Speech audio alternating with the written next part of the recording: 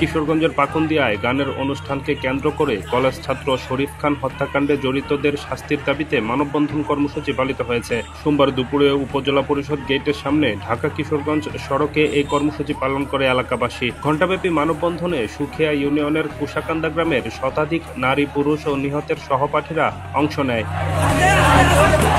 25 April রাতে উপজেলার নারান্দি ইউনিয়নের পুরাবাড়িয়া মেলা বাজারে গানের অনুষ্ঠানের আয়োজন করে স্থানীয় যুবক শরীফ, সুহেল ও শাহিন সহ কয়েকজন। গান চলাকালে রাত 1টার দিকে আয়োজকদের সঙ্গে সংঘর্ষে জড়িয়ে পড়ে গান শুনতে আসা শরীফ খান, আজাদ মিয়া ও লিটন মিয়া। এ সময় সংঘর্ষে শরীফ, লিটন, আজাদ গুরুতর আহত হয়। পরে তাদের উদ্ধার করে প্রথমে উপজেলা স্বাস্থ্য কমপ্লেক্স, পরে কিশোরগঞ্জ শহীদ সৈয়দ নজরুল ইসলাম মেডিকেল কলেজ হাসপাতালে নেওয়া হয়। সেখানে চিকিৎসাধীন অবস্থায় রাত 2:30টার দিকে শরীফ মারা যায়। এই ঘটনায় জড়িত 5 জনকে গ্রেফতার করা হয়েছে বলে জানিয়েছে পাকুন্দিয়া থানার ভারপ্রাপ্ত কর্মকর্তা মোহাম্মদ আসাদুজ্জামান টিটু। শাহরিয়ার হৃদয়, ডেস্ক রিপোর্ট, পাকুন্দিয়া প্রতিদিন।